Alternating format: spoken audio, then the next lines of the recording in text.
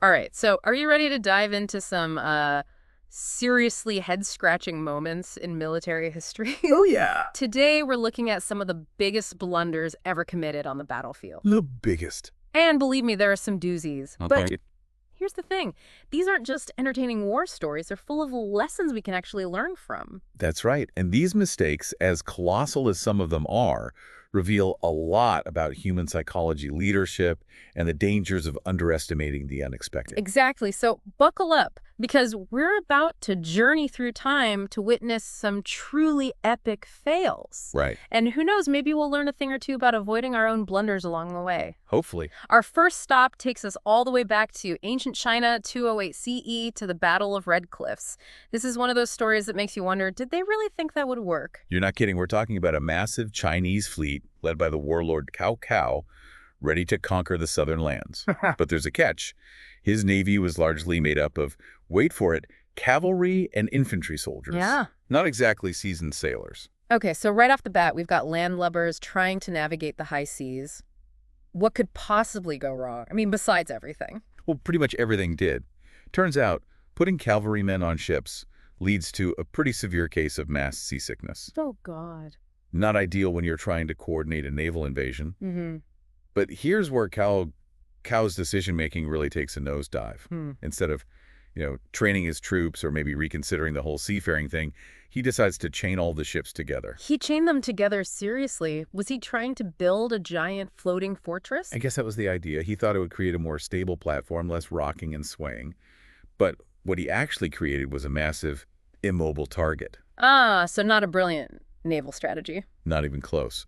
The enemy, led by Zhu Yu and Liu Bei, saw this giant chained-together fleet and basically thought, well, this is convenient. They launched a fire attack, and boom, the whole thing went up in flames. Wow. I mean, on the one hand, I can kind of picture the look on Cao Cao's face when that happened. But on the other hand, this was a catastrophic loss for his forces. It makes you wonder, why didn't anyone on his team speak up? Were they all just too afraid to question their leader? That's a great question. It speaks to the dangers of surrounding yourself with, yes, men, sometimes the best thing a leader can do is encourage dissent, to create a culture where people feel comfortable pointing out flaws in the plan. Absolutely. And in this case, a little bit of constructive criticism might have saved Cao Cao a whole lot of trouble. Yeah, it's funny how history is full of these leaders who were brilliant in some ways, but then make these baffling decisions that cost them everything. Take, for example, French commander Robert Nivelle during World War I. Ah, Nivelle, a classic case of overconfidence and underestimation. He had this grand plan to break the stalemate on the Western Front with a massive offensive at the Chemin des Dames. Okay. To motivate his troops, he promised them a decisive victory within 48 hours, or they'd be allowed to retreat. Bold move, right? Well, sounds good in theory, a guaranteed victory or safe withdrawal. Who wouldn't be pumped up for that? The problem was, Nivelle severely underestimated the German defenses and overestimated his own capabilities. The offensive quickly bogged down, turning into a brutal, bloody slog, and that promised 48-hour victory. Oh, no. It turned into weeks of horrific fighting with heavy losses and no breakthrough. So the troops are stuck in this nightmare situation. The promised retreat never materializes, and their trust in their commander completely evaporates. What happens next? Exactly. Morale plummets, and the unthinkable happens. Mutiny French soldiers, not out of cowardice, but out of sheer disillusionment and a complete breakdown of trust, refused to fight. It's a stark reminder that a leader's words have immense power, especially in a life-or-death situation like war. You said it, a broken promise can be more devastating than any weapon. Nivelle's offensive ultimately failed, his reputation was tarnished, and the French army was left reeling. It's a tough lesson, but a vital one. Leadership isn't just about strategy and tactics. It's about building trust, understanding the psychology of your troops, and being realistic about the challenges you face. You know, sometimes these military blunders come down to something much simpler, money, or rather the lack of it. Oh, you're talking about King Charles II of England now? That's a story that combines financial mismanagement with a healthy dose of what were they thinking? You know, this is back in 1667, and King Charles, shall we say, had a taste for the finer things in life. Unfortunately, those finer things were being funded by, well, money that was supposed to go to the English Navy. Yeah, not exactly a recipe for a happy and motivated fleet. Okay, so walk us through this. How did Charles's spending habits directly impact the sailors? Imagine you're a sailor risking your life at sea and you find out you're not getting paid the money that's supposed to be used for your ship's upkeep. for supplies for your wages. It's all being funneled into fancy palaces and lavish parties. I can see why they might be a little ticked off. Right. Ticked off is an understatement. Morale was rock bottom. And to make matters worse, the Dutch England's rivals at the time decided to take advantage of the situation. This is where it gets really interesting. Tell us about the Dutch raid. So the Dutch fleet sails right up the Thames River, basically, into the heart of England. And the English sailors, well, they're demoralized, unpaid, and probably wondering if they should just join the party at the King's Palace. They put up a pretty weak resistance. And it gets even worse. Right, some of them actually switch sides. Some of the English sailors, fed up with the whole situation, decided, hey, maybe the Dutch treat their sailors better. They defected. It was a humiliating defeat for England and a stark reminder that even the most powerful navies can crumble if their sailors aren't taken care of. It's amazing how a leader's actions, or in this case inaction, can have such a ripple effect. You neglect your troops, you undermine morale, and ultimately you leave your nation vulnerable. It's a lesson that echoes through history even to this day. But speaking of historical echoes, our next stop takes us to ancient Rome, to a battlefield where overconfidence led to one of the most devastating defeats in Roman history. You're talking about the Battle of Cannae, right, in 216 BCE, where the legendary Carthaginian general Hannibal handed the Romans a crushing defeat. Exactly, and this is where we see how a brilliant military mind, combined with Roman arrogance, can create a perfect storm of disaster. The Romans, you see, were used to winning. They had a massive, well-equipped army, and they outnumbered Hannibal's forces considerably. They figured it would be a walk in the park. Big mistake. They completely underestimated Hannibal's strategic genius. I've read about Hannibal's tactics. This guy was a military innovator. Tell us about his famous crescent formation. It was a masterpiece of battlefield deception. Hannibal intentionally weakened his center, allowing the Romans to push forward, thinking they were gaining the upper hand. But as they advanced, Hannibal's stronger forces on the flanks gradually encircled the Roman legions, trapping them in a deadly pincer movement. So the Romans charged right into a trap, thinking they were winning. That must have been a horrifying realization. It was a massacre. The Roman army was essentially annihilated, with estimates of Roman casualties ranging from 50,000 to 70,000 men. Cannae became a symbol of Roman hubris, a reminder that even the mightiest empires can be brought down by underestimating their opponents. It's a sobering thought. Overconfidence can be a powerful enemy, and it's a theme we see pop up again and again in military history. It really is. You know, it's fascinating how these themes of overconfidence and underestimation keep popping up throughout history. It's like humanity just can't resist repeating the same mistakes. It's true, we seem to have a hard time learning from the past, especially when it comes to war. But maybe by examining these blunders, we can at least become more aware of the patterns and try to avoid falling into the same traps. Exactly. So let's move on to another conflict that's practically synonymous with miscalculation and disaster, the Gallipoli campaign of World War I. Oh, yeah. This one is a prime example of what happens when you ignore expert advice, underestimate logistical challenges, and basically charge headfirst into the unknown. Gallipoli was a tragedy on an epic scale. The plan conceived by Winston Churchill was to capture the Dardanelles Strait, a narrow waterway that connects the Aegean Sea to the Sea of Marmara. The idea was to open up a supply route to Russia and knock the Ottoman Empire out of the war. Sounds simple enough on paper, but I'm guessing things didn't quite go according to plan. Not even close, first of all. The British who were leading the operation brushed aside warnings from the Greeks, who knew the terrain and the Turkish defenses better than anyone. The Greeks advised that a massive force of at least 150,000 troops would be needed to have any chance of success. And did the British listen? Of course not. They went in with a much smaller force, completely underestimating the challenges they were about to face. The landings were chaotic, the beaches were heavily defended, and the communication between troops was abysmal. So it sounds like a recipe for disaster from the very beginning. The troops were pinned down on the beaches, facing constant artillery fire and withering machine gun attacks. The terrain was rugged and unforgiving, and the Ottomans, under the command of Mustafa Kemal Ataturk, put up a fierce and determined resistance. I can only imagine the conditions those soldiers endured. It must have been hell on earth. It was a nightmare. The campaign dragged on for 8 long months, with neither side able to gain a decisive advantage. By the time the Allies finally evacuated, hundreds of thousands of soldiers had been killed or wounded, and the strategic objectives were never achieved. Gallipoli became a symbol of futility, a cautionary tale about the dangers of overambition, poor planning, and the human cost of war. It's a lesson we should never forget.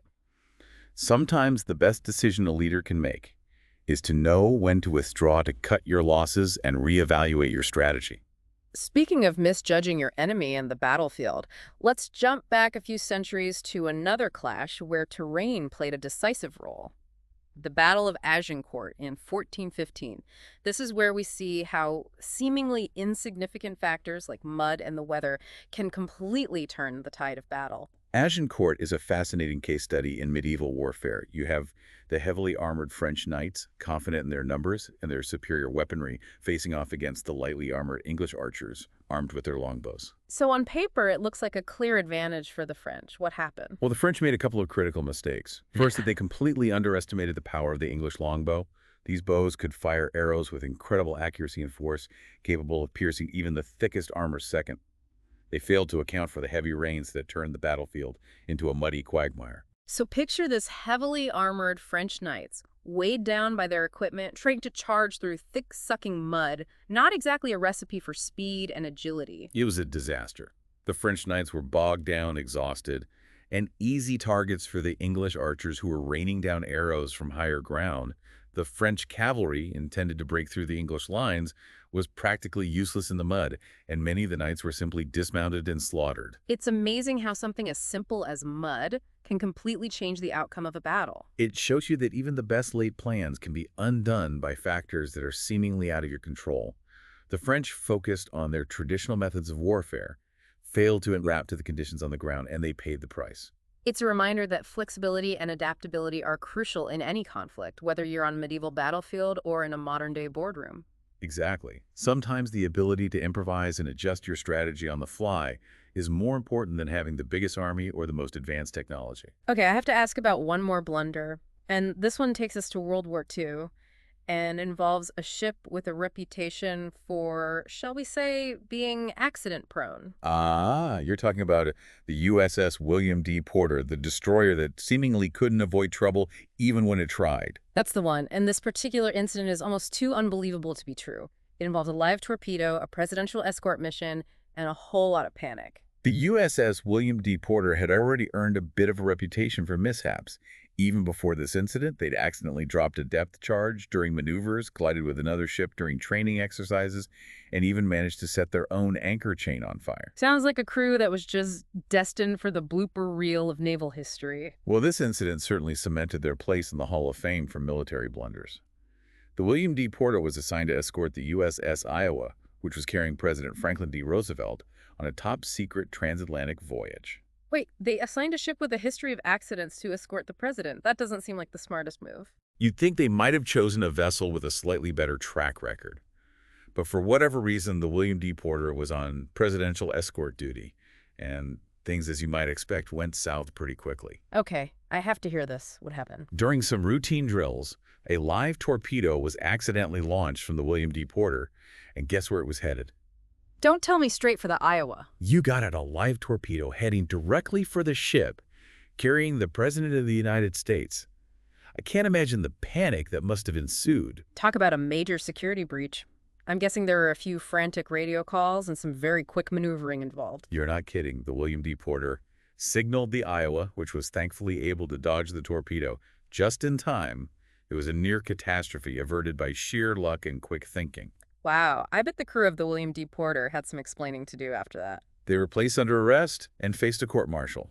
However, President Roosevelt, perhaps recognizing the sheer absurdity of the situation, intervened on their behalf. He understood that mistakes happen, especially in the high-pressure environment of war. So, a presidential pardon for a torpedo mishap? That's got to be a unique footnote in naval history. It certainly is, and while the William D. Porter continued to have its share of misadventures, they at least avoided taking out the President of the United States. You know, as we've been going through these military blunders, I'm struck by how they seem to transcend time and place. We see the same patterns of human error, the same pitfalls of overconfidence and misjudgment, whether we're talking about ancient China, medieval Europe, or World War II. It's a reminder that human nature is a constant factor in war. We make mistakes, we miscalculate, we underestimate our opponents, and we overestimate our own abilities, and those mistakes can have devastating consequences no matter what era we're in. Yeah, it's almost comforting in a strange way to see how these historical blunders highlight the fact that we're all human prone to making mistakes, even on a grand scale. It's true, And while it's easy to judge these historical figures from the comfort of our armchairs, it's important to remember that they were operating under immense pressure, often with limited information and resources. Absolutely. But that doesn't mean we can't learn from their mistakes. In fact, that's kind of the whole point of this deep dive, right? Right. To examine these blunders, understand why they happened, and extract some valuable lessons that we can apply to our own lives. Precisely. These stories aren't just about military history. They're about human psychology, decision-making, and the importance of humility. So as we wrap up our exploration of military blunders, I'd love to hear what's been swirling around in your head. What are some of the key takeaways that resonated with you? What surprised you? What made you think, oh, I've totally done that before? Because let's be honest, we've all had our moments of misjudgment happen. We've all underestimated a challenge, overestimated our abilities, or simply made a decision that in hindsight was a complete facepalm moment. Yeah, I mean, the key is to recognize those mistakes, Yeah. learn from them, and try to avoid making the same blunders again. And that's where history can be such a powerful tool. hmm It allows us to examine the choices of others, to see the consequences of their actions, both good and bad, and to extract valuable insights that can guide our own decision-making. I think one of the biggest takeaways for me is the danger of overconfidence. We've seen it time and again in these stories. Leaders who are so sure of themselves, so convinced of their own brilliance, that they fail to see the flaws in their plans, the warning signs, the potential It's pitfalls. a classic case of hubris, isn't it? And it's something we all need to be aware of, not just in military context, but in any situation where we're making decisions that have consequences. Another theme that really struck me is the importance of communication and listening to expert advice. So many of these blunders could have been avoided if leaders had simply been more open to feedback, more willing to consider different perspectives. It's so easy to get caught up in our own ideas, to surround ourselves with people who tell us what we want to hear. But that can be a recipe for disaster. We need to cultivate a culture of open communication where people feel comfortable speaking up challenging assumptions and pointing out potential problems. And it's not just about listening to experts, it's about being willing to learn from anyone, regardless of their rank or position. Sometimes the most valuable insights come from the people on the front lines, the ones who are actually dealing with the situation on the ground. Absolutely. And that brings us to another crucial point, the importance of adaptability. We've seen how clinging to outdated strategies, failing to adjust to changing circumstances, can lead to catastrophic results. It's like the old saying, no plan survives first contact with the enemy. Things rarely go exactly as planned, and we need to be flexible enough to improvise, to adjust our approach, to pivot when necessary. And that requires a certain level of humility, a willingness to admit when we're wrong, to course correct, and to learn from our mistakes. So as you go about your day, your week, your life, maybe keep these historical blunders in mind. Think about how you can apply these lessons to your own decision-making. How can you cultivate more humility, listen more effectively, and be more adaptable in the face of challenges? Because ultimately, that's what history is for, not just to entertain us with tales of epic fails, but to guide us, to teach us, to help us become better thinkers, better leaders, and better humans. Well said. Thanks for joining us on this deep dive into some of history's most fascinating and instructive military blunders. We hope you've enjoyed it and maybe even learned a thing or two along the way. Until next time, keep exploring, keep questioning, and keep learning from the past.